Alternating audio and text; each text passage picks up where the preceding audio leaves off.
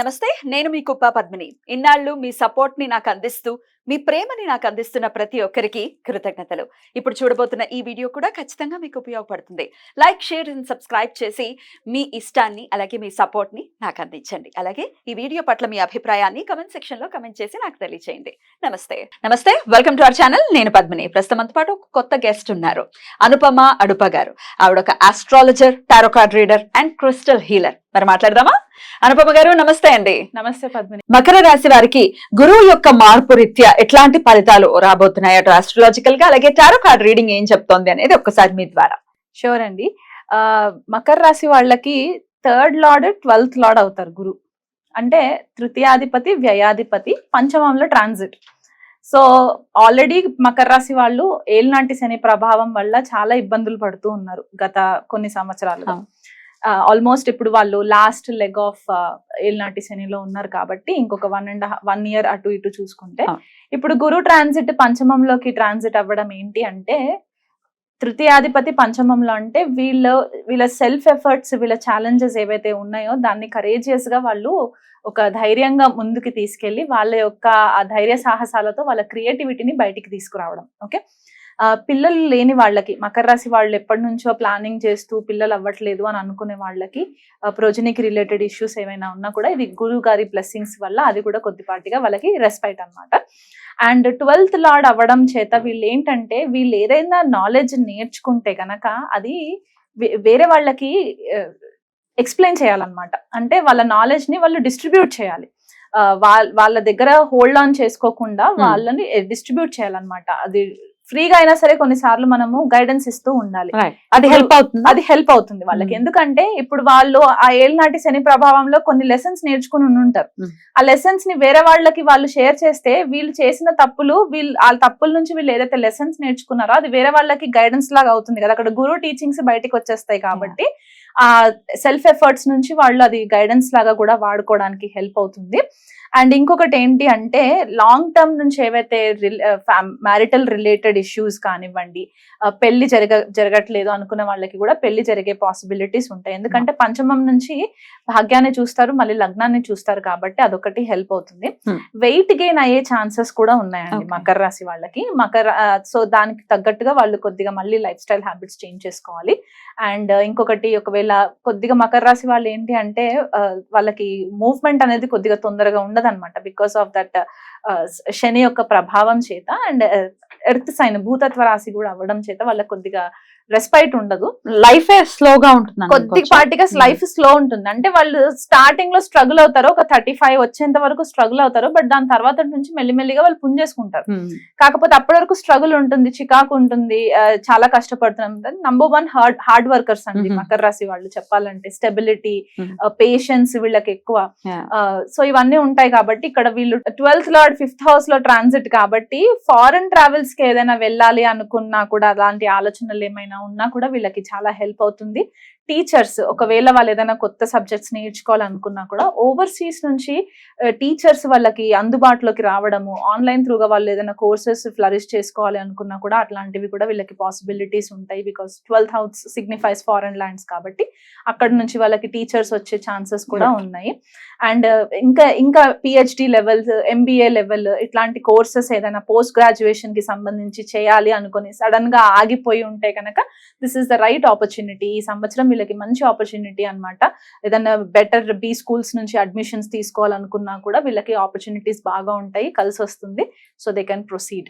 So overall గా health ఎలా ఉంటుందండి వీళ్ళకి? ఓవరాల్ గా హెల్త్ అంటే వీళ్ళకి కొద్దిగా డైజెస్టివ్ సిస్టమ్ కి సంబంధించి ఇష్యూస్ రావడం. ఎందుకంటే పంచమ స్థానం కదా, మనకి డైజెస్టివ్ సిస్టమ్ అక్కడే ఉంటుంది కాబట్టి పంచమ స్థానం నుంచి కనెక్ట్ చేస్తారు. ప్యాంక్రియాస్ కి రిలేటెడ్, లివర్ కి related, excess of oily food consume చేయడం వల్ల వచ్చే హెల్త్ ప్రాబ్లమ్స్ ఇవన్నీ మనకి పంచమ స్థానం నుంచి కనబడుతున్నాయి కాబట్టి దానికి తగ్గట్టుగా వాళ్ళు కొద్దిగా లైఫ్ స్టైల్ హ్యాబిట్స్ చేంజ్ చేసుకోవడము. ఓవర్ వెయిట్ అవుతున్నాము అని అనుకుంటే గనక ఇమ్మీడియట్ గా దానికి రెమెడీ లాగా ఎలా అంటే డైట్ చేంజ్ చేసేయడము, సాత్విక ఆహారం తీసుకోవడము, ఆయుర్వేదిక్ బెస్ట్ ప్రాక్టీసెస్ ఏవైతే ఉంటాయో అవి ఫాలో అవ్వడము, ఇలాంటివన్నీ చేసుకుంటే కూడా వాళ్ళకి హెల్త్ పరంగా బాగుంటుంది. ఇంకొకటి ఏంటి అంటే వీళ్ళు బేసికల్ గా ఉమెన్, లేడీస్ వాళ్ళ లైఫ్ లైఫ్ లో ఎవరైతే లేడీస్ ఉంటారో వాళ్ళని డిస్రెస్పెక్ట్ చేయకుండా కొద్దిగా కేర్ఫుల్ గా ఉండి వాళ్ళని ఇబ్బంది పెట్టకుండా వాళ్ళు బాధపడేలాగా మాట్లాడకుండా ఉంటే గనక వాళ్ళకి ఇంకా కూడా గురువు గారు టారస్ లో మంచి బ్లెస్సింగ్స్ ఇస్తూ ఉంటారు అనమాట. Right. అండ్ ఇంట్లో నుంచి బయటికి వెళ్ళేటప్పుడు భార్య చేత కొద్దిగా షుగర్ విత్ కర్డ్ అట్లా రెమెడీ లాగా అంటే ఒక spoon full of ghee sugar and curd తీసుకున్నా కూడా వీళ్ళకి చాలా హెల్ప్ అవుతుంది. తినేసి వాళ్ళ భార్య ఇచ్చేసి తినేసి వెళ్ళాలి. తినేసి వెళ్ళాలి. Hmm.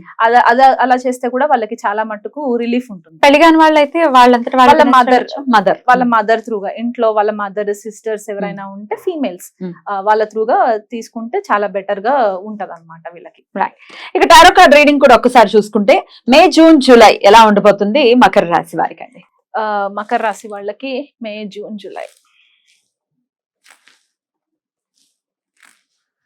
ఓకే, వీళ్ళకి ఏంటంటే టారో కార్డ్స్ ప్రకారం వీళ్ళకి page of wands, hanged man and magician cards వచ్చాయి. అంటే యా, సో వీళ్ళకి ఏంటంటే వీళ్ళ దగ్గర అన్ని వాళ్ళకి కావాల్సిన రిసోర్సెస్ అన్ని ఉంటాయండి. అందుకే పంచమ స్థానం మనకి ఆ పూర్వ పుణ్య స్థానం అని కూడా అంటూ ఉంటాం కాబట్టి ఆ క్రియేటివ్ స్కిల్స్ అనేటివి వీళ్ళకి ఆల్రెడీ ఇక్కడ గురువు గారు ఎన్హాన్స్ చేస్తారు. బేసికలీ ట్రాన్సిట్ అవ్వడం వల్ల వీళ్ళ దగ్గర అన్ని రిసోర్సెస్ ఉంటాయి. కానీ కొన్నిసార్లు ఏంటంటే ఫస్ట్ 3 months వాళ్ళు కొద్దిగా ఇమ్మెచ్యూర్ బిహేవియర్ అంటే చిన్న పిల్లల మనస్తత్వంతో ఉన్న నేచర్ తోటి కొద్దిపాటిగా దూకుడుతనం తోటి కూడా వాళ్ళు కొద్దిగా ఎనర్జీస్ ని అటు ఇటు మిస్హ్యాండిల్ చేసే పాసిబిలిటీస్ ఉన్నాయి. ఒక స్టాగ్నెంట్ ఎనర్జీలోకి వెళ్లే ఛాన్సెస్ ఉన్నాయి. కాబట్టి అలా చేసుకోకుండా ఒక బ్యాలెన్స్డ్ వేలో నా చుట్టూతో నాకు ఏం రిసోర్సెస్ ఉన్నాయి, ఆ రిసోర్సెస్ ని నేను ఎలా వాడుకోవచ్చు అనేది వాళ్ళు ప్లానింగ్ చేసుకొని ఆ క్రియేటివిటీని వాళ్ళు బయటికి తీసుకొస్తే గనక వీళ్ళకి ఫస్ట్ 3 months కూడా ఆ లాగ్ అనేది లేకుండా, ఎందుకంటే ఆల్రెడీ మకర రాశి కొద్దిగా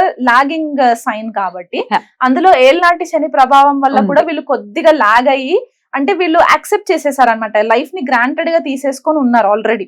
ఇట్లాగే జరుగుతుంది, నాకు అన్ని డీలేసే జరుగుతాయి అన్న ఒక జోన్ లోకి వెళ్ళిపోయారు. కాబట్టి ఆ ఎనర్జీ జోన్ లోకి వెళ్లకుండా ఆ క్రియేటివిటీ, ఆ రిసోర్సెస్ యొక్క క్రియేటివిటీని బయటికి తీసుకొచ్చి ఒక మరీ ట్రిక్స్టర్ లాగా కాకుండా షార్ట్ కట్స్ వెతకకుండా బెటర్ గా ఇంకా హ్యాండిల్ చేసుకుంటే గనక వీళ్ళకి ఈ ఫస్ట్ 3 months కూడా చాలా బాగుంటుంది. బ్యూటిఫుల్. అయినప్పటికీ వీళ్ళు చేసుకోవాల్సినటువంటి పరిహారాలు ఒక్కసారి చెప్పండి. పరిహారాలు అంటే బేసికల్ గా ఏంటి అంటే వీళ్ళకి first as I mentioned ladies ని రెస్పెక్ట్ చేయాలి.